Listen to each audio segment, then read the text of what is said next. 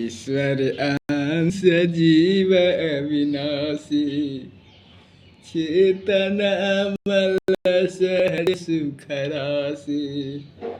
गोस्वामी तुलसीदास जी महाराज ने कहा है कि ईश्वर का अंश होने के कारण यह जीवात्मा ईश्वर के समकक्ष समान है, क्योंकि ईश्वर में जो गुण है वह गुण जीवात्मा में भी बता रहे हैं। जैसे परमात्मा अविनाशी होते हैं तो जीव भी अविनाशी बताते हैं। यह कैसे सिद्ध होगा? इसलिए परमात्मा का जो शक्ति है, पावर है, वह शक्ति पावर जीवात्मा में भी है। परमात्मा अविनाशी है तो जीवात्मा भी अविनाशी है। जैसे प्राण निकलती है तो प्राण को कोई देखता नहीं है, प्राण को कोई जला नहीं सकता, कोई काट नहीं सकता, कोई पकड़ नहीं सकता। इस शरीर को भले काट सकता है, जला सकता है, इस शरीर जीवित जीवात्मा है, उसको नहीं। उसे तो पता नहीं चलता कैसे निकलता है, कहाँ जाता है। तो शरीर साकार है इसीलिए दिखाई देता है, और प्राण निराकार है इसीलिए वो दिखाई नहीं देता है।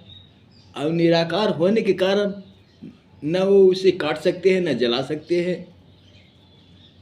इसीलिए जीवात्मा निराकार होने के कारण ये अविनाशी है, और ये साकार होने के कारण ये नाशवान है। इसलिए पहला लक्षण तो यह बताया कि परमात्मा अविनाशी है तो जीव भी अविनाशी है। दूसरा लक्षण चेतन, परमात्मा चेता हुआ है, चेतन है, तो जीवात्मा भी चेतन है। जैसे जीवात्मा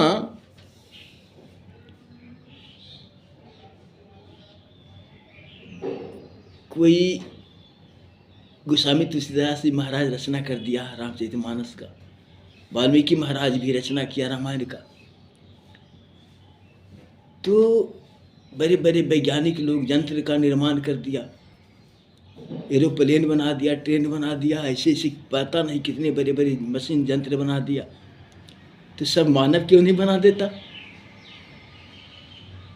तो सब मानव का मन चेतन नहीं होता है, चेता हुआ नहीं होता है। उसका आत्मा तो चेतन है, लेकिन आत्मा से संपर्क न होने के कारण वो चेतन से वंचित हो जाता है, और साधना करने के अनुकूल, कर्म करने के अनुकूल, प्रयास करने के अनुकूल जो मानव उस आत्मा तक पहुंच जाता है तो चेतन हो जाता है।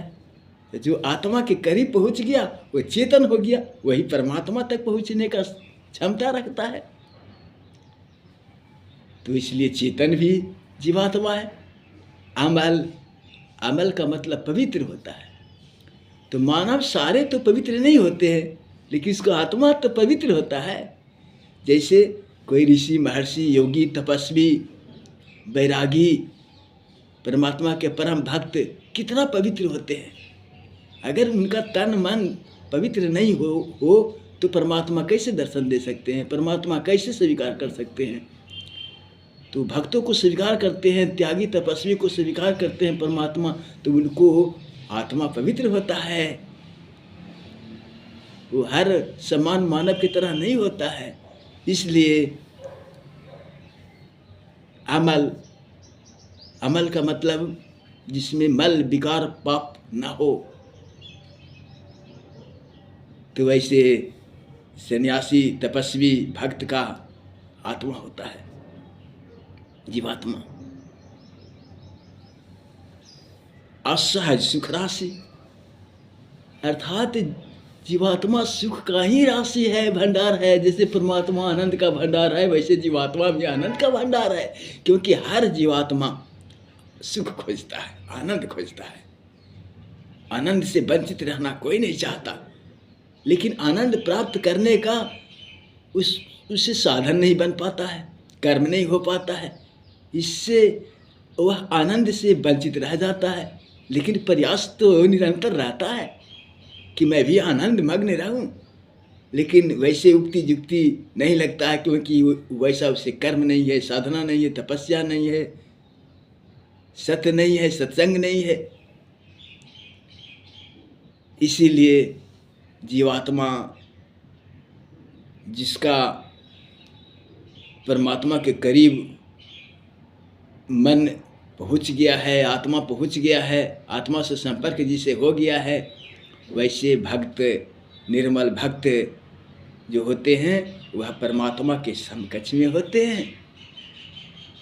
इसीलिए एक चौपाई से साक्षात दर्शन कराने का कला बताया गया है कि अगुण अलेप अमान एक रस, राम सगुण भय भगत प्रेम बस।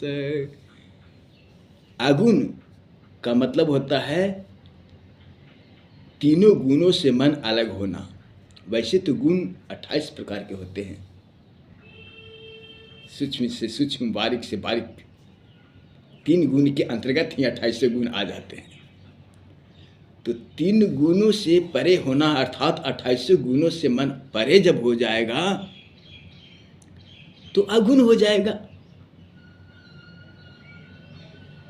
और द्वंद्व से परे हो जाए, द्वंद्व माने 2 से संसार चली आ रही है, 2 से संसार बनी है, सुख दुख, लाभ हानि, दिन रात, बड़ा छोटा, ये 2 पहलू है। ये 2 पहलू से ही संसार बनी हुई है, पुरुष स्त्री, नर नारी, ऐसे गरम ठंडा। इसलिए 2 पहलू, दोनों पहलू से ऊपर हो जाना, परे हो जाना, न इस पक्ष में न उस पक्ष में, अर्थात निरपक्ष। निरपक्ष जो होता है, न सुख के पक्ष में, न दुख के पक्ष में, न लाभ के पक्ष में, न हानि के पक्ष में, दोनों पक्ष से त्याग हो जाता है, परे हो जाता है। तो इसे कहते हैं द्वंद्व से अलग होना। तो द्वंद्व से अलग हो जाएगा तो अगुण अलेप अमान एक रस। जब द्वंद्व से परे हो जाएगा तो आलेप हो जाएगा, अर्थात आसक्ति संसार से समाप्त हो जाएगा, अनासक्त हो जाएगा, उसका कर्म परमार्थ हो जाएगा, निस्वार्थ हो जाएगा, निष्काम हो जाएगा। तो समझ लो कि वो परमात्मा के करीब हो गया, परमात्मा की उस पर कृपा हो गया, परमात्मा का उसे अनुभव अंदाज मिल गया, परमात्मा का साक्षात्कार हो गया, वह समान मानव से अलग हो गया, भिन्न हो गया, परे हो गया। वह परमात्मा का दर्शन का हर समय, हर वस्तु, हर पदार्थ में, हर समय साक्षात वो परमात्मा को देख रहा है, उसकी दृष्टि अलौकिक हो गया, उसकी दृष्टि कौतुक हो गया, उसका दृष्टि परा क्षेत्रज्ञ में पहुंच गया, परमात्मा के धाम में पहुंच गया। वो मान और अपमान और प्रतिष्ठा नहीं चाहता है, धन नहीं चाहता है, अमान हो जाता है, अर्थात मान बड़ाई पाने का हर किसी को इच्छा होता है ना, तो समझ लो कि माया का लेप है, माया का प्रभाव है। भक्त पूरा नहीं हुआ है, जिसे मान प्रतिष्ठा सम्मान पाने की आशा हो, इच्छा हो, धन पाने का आशा हो, इच्छा हो, तो समझ लो कि वो भक्त नहीं हो सकता, वो परम भक्त नहीं हो सकता, भक्त भगवान से दूर है अभी वो। इसलिए कहा है कि अगुण अलेप अमान एक रस, राम सगुण भय भगत प्रेम बस। उनके लिए राम साकार हो जाते हैं, उनके लिए परमात्मा उनके सामने आ जाते हैं। जब अगुण अलेप अमान उसका मन हो जाता है तो परमात्मा उसके सामने आ जाता है, हर वस्तु में, हर पदार्थ में, हर समय उनके इर्द गिर्द में रहते हैं, वो हर समय उनकी तदाकार करता रहता है और उनमें रमा रहता है। ये सरल उपाय बताया है, लेकिन यह बिना सतगुरु के संभव नहीं है। क्योंकि ये एक चौपाई माँ गोस्वामी तुलसीदास जी महाराज कहा, बंदऊ गुरु पद पद्म पराग सुरुचि सुवास सरस अनुराग अमिया मुरिया माया चूरन चारु समन सकल भव रुज परिवारु। अर्थात गुरु की चरण कमल की रज की धूल की वंदना करता हूँ। अगर सतगुरु की चरण कमल की धूल का कण भी प्राप्त हो जाए वैसे सतगुरु की, तो गुरु के अनुशासन में जब पलने का प्रैक्टिकल हो जाए, गुरु की आज्ञा का पूर्णतः जो पालन करने लग जाए, उनके अनुशासन में रह जाए, परमात्मा उसके करीब हो जाते हैं। वैसे गुरु की रज कमल चरण की धूल की बलिहारी क्या कहूँ, कहते हैं कि इससे ऊपर और कुछ नहीं होता, सबसे परे होता है। पदुम परागा, अर्थात परा मने ब्रह्म, राग मने सुख, ब्रह्म सुख प्राप्त हो जाता है, परा ज्ञान प्राप्त हो जाता है, क्षेत्रज्ञ का ज्ञान प्राप्त हो जाता है गुरु की कृपा से, गुरु की चरण धूल की कृपा से। और मन बुद्धि में जो विकार है, विषय है, सब जल जाता है, भस्म हो जाता है गुरु की ज्ञान अग्नि से, और सब भस्म हो जाता है। ऐसा भस्म हो जाता है जैसे वज्र गिरता है हरे भरे घास में, तो जिस समय वो वज्र गिरता है उस समय ऐसा अग्नि से भस्म हो जाता है कि 2 साल 5 साल 10 साल तक वहाँ पर कुछ जन्म नहीं पाता है, पनप नहीं पाता है। ऐसे ही विषय विकार, लोभ क्रोध मोह पाप जो भी है, ज्ञान गुरु की ज्ञान अग्नि से सब भस्म हो जाता है और निर्मल हो जाता है, पवित्र हो जाता है, अमल हो जाता है। बंदऊ गुरु पद पद्म परागा सुरुचि सुवास सरस अनुराग। रुचि अपने आप सुरुचि हो जाता है, सार्थक रुचि हो जाता है, सुंदर हो जाता है, सुंदर स्वभाव अपने आप बन जाता है निर्मल ज्ञान होने से। सुवास अंदर ही उनका निवास दिखने लग जाता है, अंदर में ही उनका निवास हो जाता है। सरस अनुरागा, और मीठा मीठा अनुराग में वह गंगा की तरह धारा बहती रहती है। तो आमिया मुरिया माया, आमिया मतलब अमृत, मुरी में माने जन्म मरण रोग। यह जन्म मरण रोग है, इसका इलाज न वैद्य कर सकता है, न डॉक्टर कर सकता है, संसार में कोई नहीं कर सका है। इसका इलाज केवल सतगुरु ही कर सकता है कि जन्म मरण जो रोग लगा हुआ है हर जीव के साथ में, इस रोग से छुटकारा पाने के लिए आजीवन निरंतर अमर होने का दवा औषध चूरन चारु, चारु माने सुंदर, चूरन चारु सुंदर, अर्थात सुंदर दवा, अमर होने का सुंदर दवा। जन्म मरण रोग है ना, इस रोग से छुटकारा पाने के लिए सुंदर दवा औषध उन गुरु के पास होता है।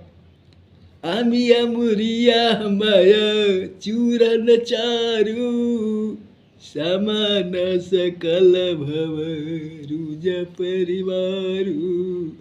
जब इतना बड़ा रोग का इलाज करने का पावर है, क्षमता है गुरु की चरण कमल की धूल में, उनकी दी हुई ज्ञान में इतनी बड़ी पावर है, तो छोटा मोटा रोग को क्या कहना, टीबी कैंसर को क्या कहना, ऐसे छोटा मोटा रोग को क्या कहना। जब मृत्यु रूपी रोग को जब जो समाप्त करने वाला है, उसके सामने छोटा मोटा रोग तो पता नहीं चलेगा कब भस्म हो जाएगा।